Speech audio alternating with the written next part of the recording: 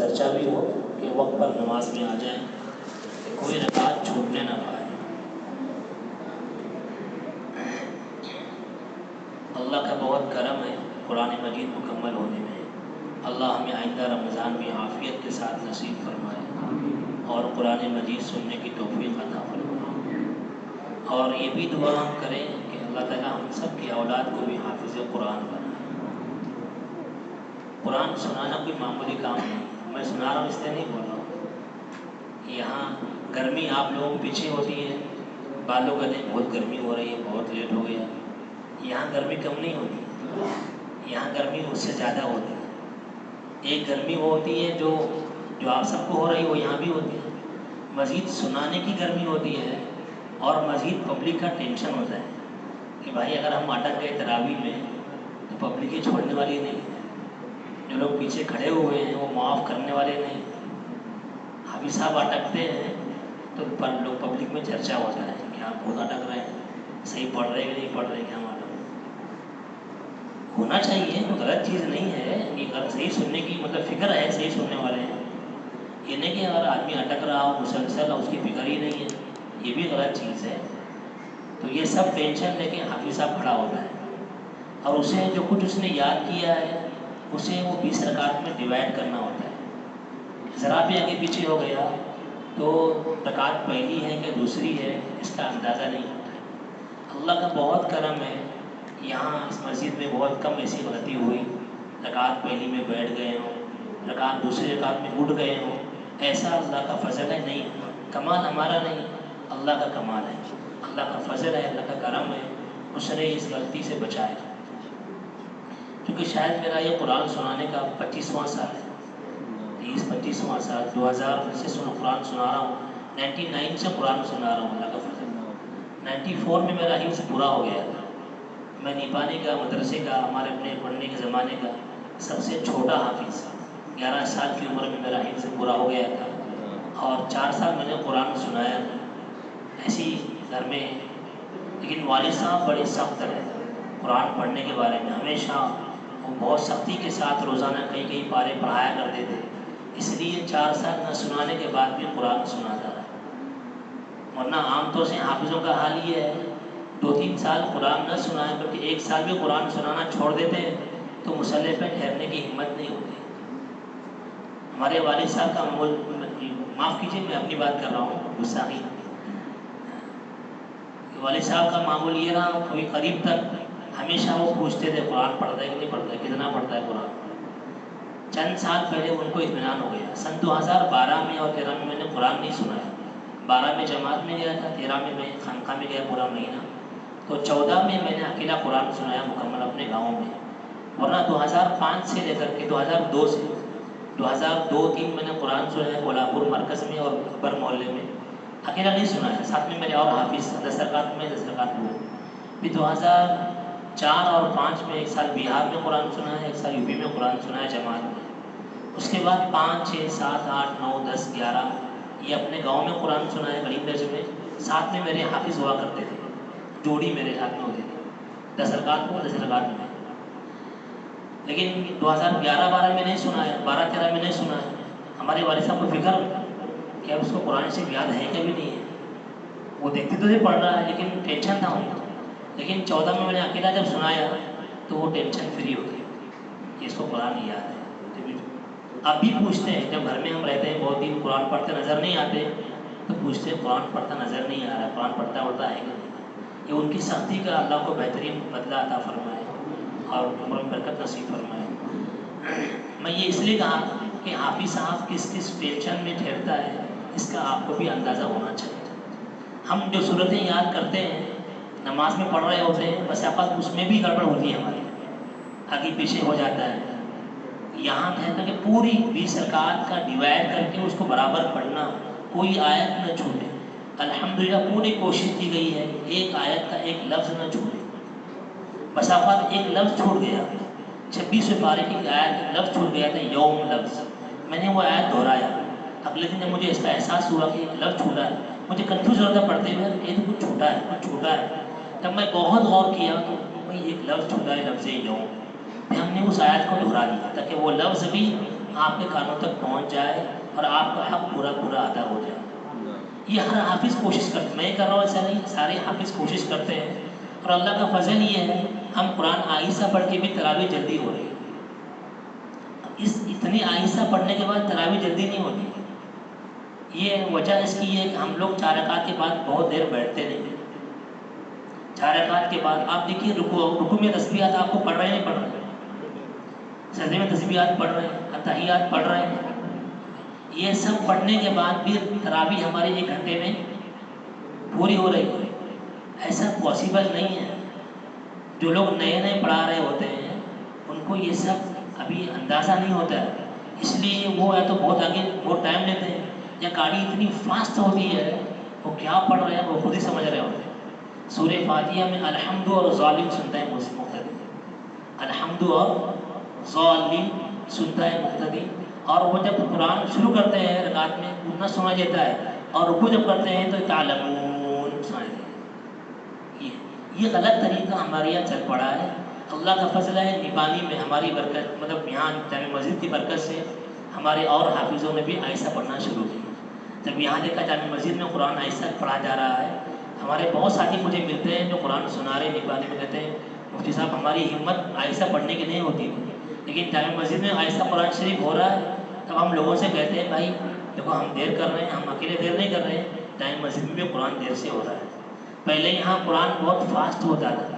اس وقت میری تراویح یہاں طے ہو رہی تھی، مجھے یہی خوف بہت دامنگیر تھا، مجھے گھیرے ہوئے تھا کہ بھائی یہاں تو بڑے فاسٹر لوگ گزرے ہیں اور میں بہت سلو گاڑی والا ہوں، تو فاسٹر کو جو لوگ چاہتے ہیں یہ سلو کو کون چاہے گا؟ لوگ بولیں گے یہ صحیح نہیں ہے. میں بہت ڈرتے ڈرتے تراویح کے لیے آیا. اتنے لوگوں کو دعا کرنے کے لیے کہا، اپنے طلباء سے، ساتھیوں سے، اساتذہ سے اپنے کہا کہ بھائی دعا کیجیے عافیت سے واپس آ جاؤ. اور لوگ کچھ اللہ بہت جزائے خیر دے آپ سب حضرات کو. مجھے ایسے لوگ ملے بڑی عمر کے، کہا بہت دل خوش ہوا قرآن سن کر کے، آج پہلی بار قرآن سنے ہم نے. ایسا ہم نے کبھی زندگی میں اس طرح قرآن نہیں سنا. اللہ کا کمال ہے، اللہ کا کمال.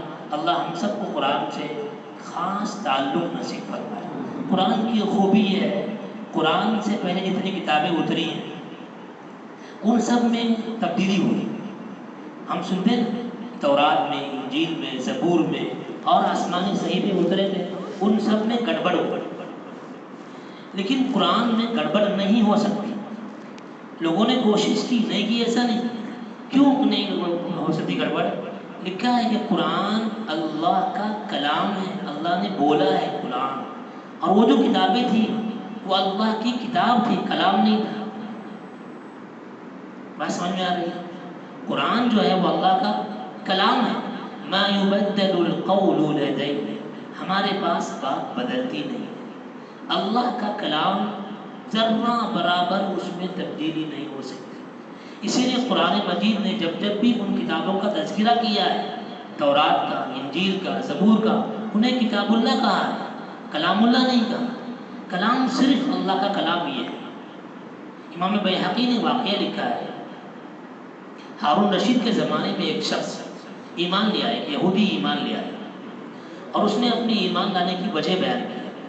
میں واقعہ بیان کیا لیکن مجھے نہیں بیان کیا، نہیں کیا پہلی بار بیان کر رہا ہوں. اس نے وجہ بیان کیا کہ میں نے تورات اپنے ہاتھ سے لکھا اور اس میں نے اپنی طرف سے کچھ ادھر ادھر بڑھا دیا، کچھ کم کر دیا، اور بازار میں نے اس کو بیچنے کے لیے رکھا، لوگوں نے خرید لیا. میں نے انجیل اپنے ہاتھوں سے لکھا اور اس میں بھی ایسے ہی کیا، بدل دیا، ادھر کا ادھر کیا، کچھ بڑھا دیا، کچھ کم کر دیا، اور بیچنے کے لیے بازار میں گیا، لوگوں نے خرید لیا. زبور کا بھی ایسے ہی میں نے کیا، اس کو بھی میں نے لکھا، اپنے ہاتھ سے لکھا، اس میں بھی ادھر ادھر اضافہ کیا، کچھ کم کچھ زیادہ کیا، بازار میں لے گیا بیچنے کے لیے، لوگوں نے خرید لیا. میں نے قرآن کے ساتھ ایسے کیا، قرآن کو میں نے اپنے ہاتھ سے لکھا، اس کی آیتوں کو اس کو آگے پیچھے کیا، اور کچھ کم کیا، کچھ بڑھا دیا، اور بیچنے کے لیے بازار میں گیا، کسی نے نہیں خریدا. تب میں سمجھ گیا قرآن اللہ کا کلام حق ہے، یہ قیامت تک رہے گا، اس میں کچھ تبدیلی نہیں ہو سکتی. قرآن کا ایک وعدہ ہے، سب کے لیے وعدہ ہے کہ قرآن جیسی ایک آیت بنا کر لاؤ. قرآن جیسی ایک آیت، ایک سورت، ایک آیت بنا کر کے لاؤ. سارے ادیب، سارے بڑے بڑے ادبا عبداللہ ابن مقفع بہت بڑے ادیب گزرے عربی زبان، بڑے ادیب گزرے. انہوں نے اپنے لوگوں سے کہا، اور شروع میں شاید نصارہ تھے، بعد میں ایمان لیا ہے، عیسائی تھے تو بعد میں ایمان لیا. تو انہوں نے ان کو جب لوگوں نے کہا کہ تم اتنے بڑے ادیب ہو، عربی زبان کے ماہر ہو، تم قرآن کی آیت لکھو، کچھ لکھو قرآن کی آیت جیسے. انہوں نے کہا ٹھیک ہے، 1 سال کا راشن جمع کرو، 1 سال کا مجھے راشن واشن سب دے دو، میں 1 سال تک کوشش کرتا ہوں. 1 سال تک وہ کوشش کرتے رہے کچھ لکھنے کی، کچھ لکھا بھی. 1 سال گزرنے کے بعد ایک گھر کے پاس سے گزر رہے تھے، تو اس گھر میں ایک بچی قرآن پڑھ رہی تھی، اور وہ قرآن پڑھتے پڑھتے 12ویں پارے میں ایک آیت ہے، وَقِيلَ يَا أَرْضُ ابْلَعِي مَاءَكِ وَيَا سَمَاءُ وَأَقْلِعِي وَغِيضَ الْمَاءُ وَقُضِيَ الْأَمْرُ وَاسْتَوَتْ عَلَى الْجُودِيِّ وَقِيلَ بُعْدًا لِلْقَوْمِ الظَّالِمِينَ. وہ آیت پڑھ رہی تھی اور یہ رک گئے، واپس آئے، جو کچھ لکھا تھا پھاڑ دیا. کہ قرآن کی ایک آیت میں بلاغت کے 25 قاعدے ہیں. علم بلاغت کی اتنی بلیغ آیت ہے قرآن کی ایک آیت، اس میں بلاغت بھری ہوئی ہے، بے پناہ بلاغت ہے. کہ میں جیسا کلام نہیں لکھ سکتا. 1 سال کی کوشش کے بعد ہم عربی جانتے نہیں، لیکن پھر بھی ہم قرآن جب پڑھ رہے ہیں تو ہم محظوظ ہوتے ہیں، ہم کو خوشی ہوتی ہے. ہم لوگ کو سورہ فاتحہ ہم کئی بار پڑھتے ہیں، تھکان ہوتی ہے، ہمیں بیزار آتا ہے سورہ فاتحہ سنتے ہوئے یا پڑھتے ہوئے، ہر رکعت میں پڑھتے ہیں. تو یہ کلام ہے، اللہ کا کلام. آدمی پڑھ رہا ہوتا ہے، امام صاحب پڑھ رہا ہوتا ہے، تو بسا اوقات بعض لوگوں کے آنسو نکل رہے ہوتے ہیں. کیوں نکل رہے ہیں؟ سمجھ رہے ہیں قرآن، سمجھ نہیں رہا ہے، سمجھ میں کچھ نہیں آ رہا ہے، لیکن دل کھینچا جا رہا ہوتا ہے. جب اچھا قرآن کوئی پڑھ رہا ہوتا ہے تو دل اس کی طرف کھینچ رہا ہوتا ہے. قرآن دلوں کو کھینچتا ہے. ہم نے قرآن کو سمجھا نہیں، اگر ہم سمجھنے والے بن جائیں اور پڑھنے میں مزہ آئے، قرآن سے ایک تعلق ہو جائے. اللہ مجھے آپ کو قرآن سے خاص تعلق نصیب فرمائے. جو آیتیں میں نے پڑھی ہیں مختصر سی اس کی وضاحت کر دوں. عبس وتولى ان جاءه الاعمى، سورہ عبس اما بارے کی تیسری سورت، آخری بارے کی تیسری سورت ہے سورہ عبس. عبس وتولى، عبس کے معنی آتے ہیں اے نبی جی آپ چین بجبین ہو گئے، آپ نے اپنا چہرہ بنا لیا، چہرہ بگاڑ لیا اپنا. وتولى آپ نے رخ موڑ لیا. ان جاءه الاعمى کہ آپ کے پاس ایک نابینا آیا. وما يدريك لعله يزكى، آپ کو کیا علم کہ آپ کی باتوں سے اس کو فائدہ ہوتا، اس سے گناہ صاف ہو جاتے. او يذكر، یا وہ نصیحت قبول کرتا. فتنفعه الذکرى، پھر اس کو نصیحت فائدہ دیتی. فانت له تصدى اما من استغنى، وہ جو بے نیاز ہے، بے نیازی برت رہا ہے، اس کی تو آپ فکر کر رہے ہیں. واما من جاءك يسعى وهو يخشى، وہ جو چل کر کے دوڑ کر کے آپ کے پاس آ رہا ہے، وہ اس کو اللہ کا خوف بھی ہے، اس سے آپ منہ پھیر رہے ہیں. کلا، ہرگز ایسا نہ کریں، ہرگز. ڈانٹ ہے حضور نبی پاک صلی اللہ علیہ وسلم. ان آیتوں کے نازل ہونے کی وجہ یہ رہی کہ ایک صحابی ہیں عبداللہ بن ام مکتوم رضی اللہ عنہ، نابینا صحابی. ایک موقع پر وہ حضور کے پاس آئے، اور اس موقع پر حضور جو ہے مکہ کے جو سرداران تھے، ابو جہل ابن ہشام، عباس ابن عبد المطلب، ایمان لائے نہیں تھے، اور بڑے بڑے اور سرداران تھے، ان سے آپ بات چیت کر رہے تھے، سرگوشی کر رہے تھے، اور ان کو اللہ کی طرف دعوت دے رہے تھے، بات کر رہے تھے. اور یہ آئے اور نابینا صحابی تھے، ان کو نظر تو نہیں آیا کہ کس سے بات کر رہے ہیں، چونکہ آپ بہت ہلکی ہلکی آواز میں بات کر رہے تھے، تو وہ بات کی آواز بھی ان تک نہیں پہنچی کس سے بات کر رہے تھے، سرگوشی کر رہے تھے ان سے آپ. تو وہ آئے اور کہنے لگے یا رسول اللہ مجھے کچھ سکھا دیجیے، جو اللہ نے آپ کو علم دیا ہے مجھے آپ سکھا دیجیے. اور انہوں نے بار بار آپ کو آواز دی، کئی بار.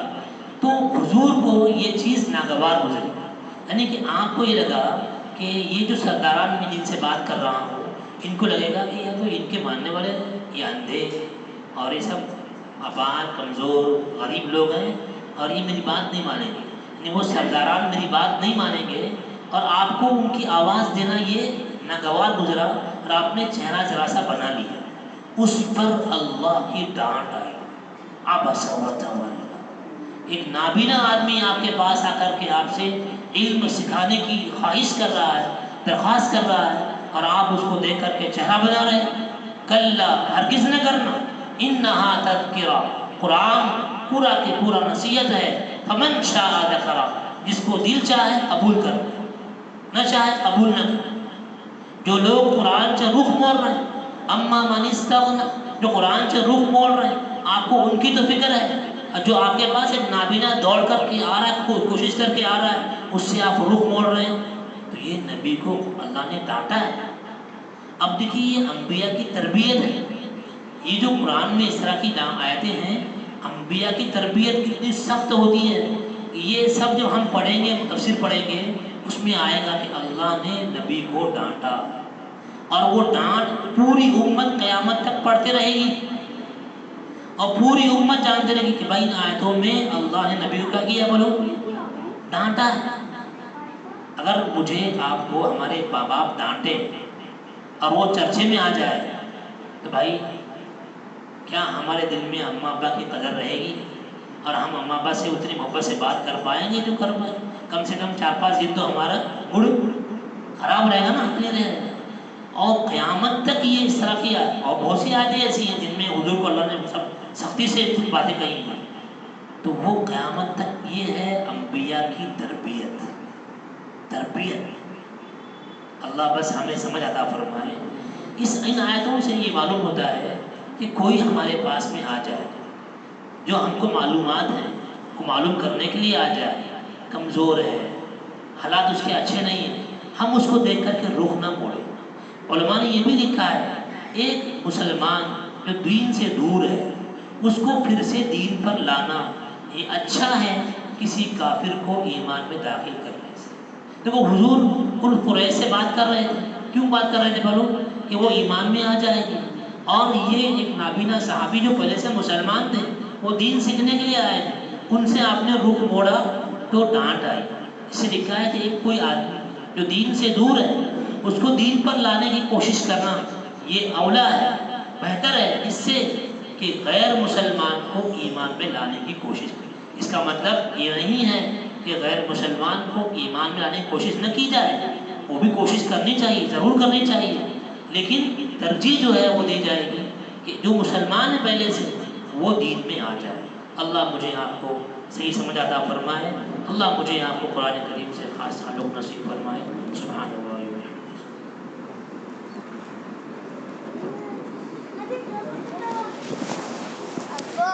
آپ چلو کیجیے